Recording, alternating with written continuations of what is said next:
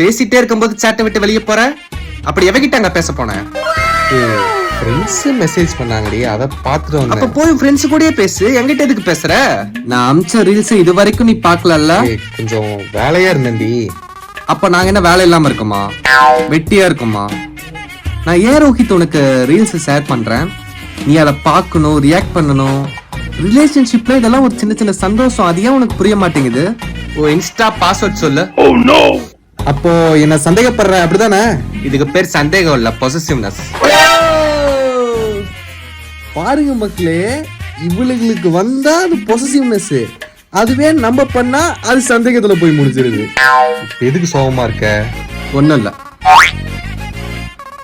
இப்போ நீ எதுக்கு சோகமா இருக்கன்னே தெரியாம நான் செவுத்துல முட்டிக்கிட்டு சாகணும், அதான வாச?